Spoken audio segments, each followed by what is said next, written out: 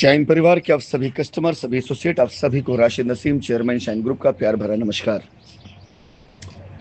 साथियों, कल रात को मैंने एक ये डिटेल डाली।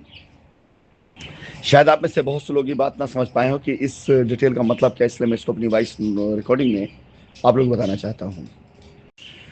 जिस समय शाइन सिटी की जमीनों पर चारों तरफ से लूट मची पड़ी थी, हर तरफ पैराडाइज गार्डन, शाइन वैली, आपका वैदिक विहार, कानपुर, इलाहाबाद, हर जगह पर एक लूट मची पड़ी थी। उस टाइम पर, उससे पहले तक हमारी कंपनी के एक कार्यकर्ता अजय सिंह, जो साउथ सिटी में बैठा करते थे, जो पेशावर वकील हुआ करते थे, लेकिन उस समय तक इनकी वकालत का कहीं कोई भी नामो निशान नहीं था। और शाइन परिवार में जब वो जुड़े तो बड़ी निष्ठा, बड़ी ईमानदारी के साथ जितना भी शाइन वैली की ज़मीन के पेपर वगैरह थे, पहले ही उसकी देखभाल करते थे। तो इनके पास काफ़ी रिकॉर्ड था शाइन वैली की ज़मीन का कि किस किसान को कितना पैसा गया है, कौन सी ज़मीन कहाँ पर है। इस बात का लाभ उठा करके शाइन सिटी के टाइम पर जब लीगल मामला होने शुरू हुए, तो इन्होंने कंपनी के प्रति अपनी निष्ठा दिखाते हुए, उस समय जब एमडी साहब की गिरफ्तारी हुई तो उनके पास लगातार जा करके अपनी निष्ठा का बखान करते हुए हमेशा कोशिश ये करी कि वो कंपनी के करीब रहें, और ये दिखाने प्रयास किया कि कोई भी व्यक्ति यदि किसी भी लीगल मामले में शाइन को लेकर के कुछ भी समझता है तो वो इनको समझे। उसके पीछे मुख्य कारण था, उस समय कंपनी के अंदर जो लीगल टीम काम कर रही थी, जो लगातार बेईमानी की तरफ अग्रसर थी। अब चाहे इनको ये लगा हो कि उनकी बेईमानी को रोकना है, या इनको ये लगा हो कि वो लोग बेईमानी कर रहे हैं तो मैं क्यों ना बेईमानी करूं, इस बात का फायदा उठाते हुए विदाउट इंफॉर्मेशन, बगैर मेरी जानकारी के, इन्होंने जाकर के लखनऊ जेल में एमडी साहब से एक पावर बनवाई। और उस पावर में इन्होंने सुप्रीम कोर्ट की कुछ गाइडलाइन का प्रयोग किया। एक अधिवक्ता होते हुए इन्होंने अपने क्लाइंट को, जो कि समय एमडी साहब थे, उन्हें गलत सूचना दी, गलत बताया। सुप्रीम कोर्ट की गाइडलाइन के अनुसार यदि कोई व्यक्ति अगर किसी भी कारावास में विचाराधीन है और अभी उसको सजा नहीं हुई है, तो अपनी स्वयं की संपत्ति, ध्यान रखिए, अपनी स्वयं की संपत्ति, खुद की प्रॉपर्टी को वो सेल करने के लिए, बेचने के लिए किसी को ऑथराइज कर सकता है। ये गाइडलाइन है खुद की प्रॉपर्टी के लिए, ना कि कंपनी के लिए। कंपनी एक बॉडी होती है, एक से ज्यादा लोगों का समूह होता है। तो कंपनी में यदि किसी प्रकार की कोई भी कार्रवाई होनी है, व्यक्ति कहीं भी हो, दोनों व्यक्ति या दो से अधिक जो भी व्यक्ति हैं, उनकी सहमति के बगैर जिसकी बोर्ड मीटिंग होती है, कोई भी प्रस्ताव पारित नहीं किया जा सकता है।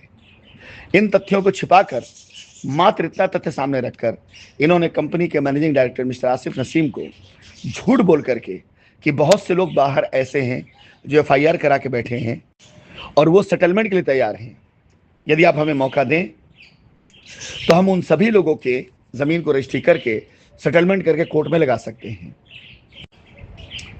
और कंपनी के मैनेजिंग डायरेक्टर, क्योंकि उस समय कारावास में थे, बाहर से जो भी खबर उनके पास जाती थी उसी की सत्यता मानते थे। वो ये समझ करके कंपनी के कुछ लोग, हो सकता है शायद इस तरह से लायबिलिटी फ्री हो जाए, उन्होंने तकरीबन 15 से 17 लोगों की रजिस्ट्री करने की बात करी कि ये कस्टमर सेटलमेंट चाहते हैं, और अंदर से पावर बनवा ली। जब इसकी जानकारी मुझे मिली तो मैं इस पर काफ़ी नाराज़ भी हुआ, ये कई लोग गवाह हैं, और मैंने कहा था ये काम सबसे गलत हुआ है, क्योंकि मुझे इस बात की कहीं ना कहीं संदेह हो गया था कि इसके पीछे कोई व्यक्तिगत लाभ छिपा हुआ है, ना कि कंपनी का कोई लाभ।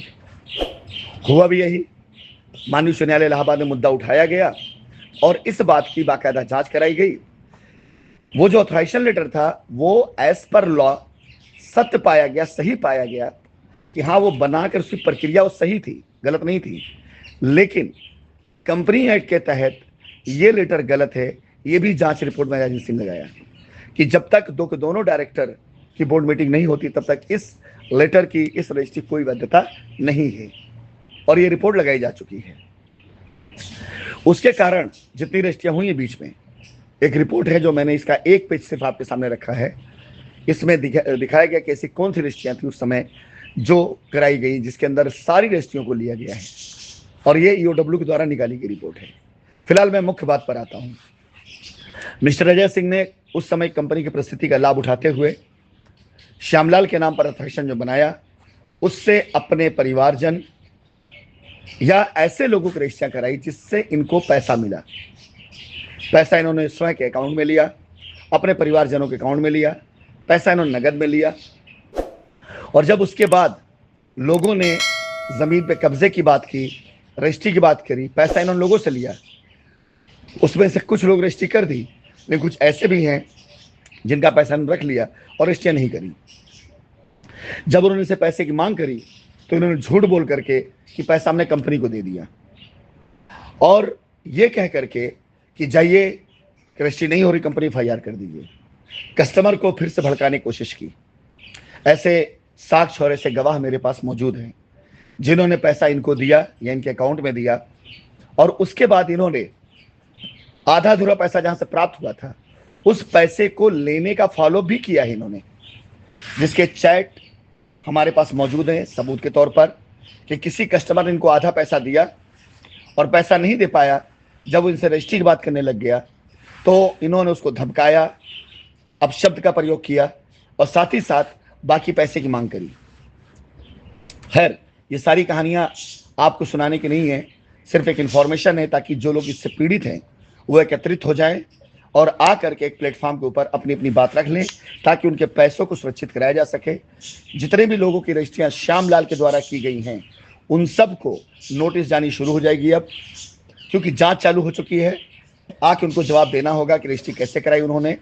परंतु आपने यदि उस समय अपनी रजिस्ट्री कराई है और आपने पैसा दिया है तो क्योंकि इस जांच को अब हम जांच एजेंसी ED के हवाले भी करने के लिए एप्लीकेशन देने जा रहे हैं, क्योंकि सारे लेन देन गैर कानूनी है और मनी लॉन्ड्रिंग में आता है। तो आप सबसे अनुरोध है कि अगर आपने अजय सिंह के द्वारा रजिस्ट्री कराई है, जिसकी जानकारी कंपनी के पास नहीं कि उन्होंने कितना पैसा लिया, क्योंकि MD साहब उस समय जेल के अंदर थे, मैं बाहर था, अजय सिंह उस लेटर को दिखा दिखा करके अपने आप को कंपनी का मुख्य अधिवक्ता बता करके सभी लोगों के इमोशन का या सभी लोगों के उस समय की सारी जो भी कार्यविधि उसका फायदा उठा रहे थे। आप सभी से अनुरोध है, ऐसे किसी मामले में यदि आप इन्वॉल्व हैं तो जो जांच चल रही है उसमें कंपनी आपका सहयोग कर सके, इसके लिए कंपनी का साथ देते हुए अपनी डिटेल भेजें ताकि कंपनी को जब अपना बयान देना हो, कंपनी को अपनी रिपोर्ट देनी हो तो आपकी बातों को, आपके पक्ष को भी महत्व देते हुए आपको सुरक्षित कर सकें। अन्यथा ये मामला रुकने वाला नहीं है, ये मामला बहुत आगे तक जाने वाला है और इस मामले में संलिप्त जितने लोग हैं सबके खिलाफ कानूनी कार्रवाई हो, हम इसका प्रयास करेंगे और इसे हम सिद्ध भी करेंगे।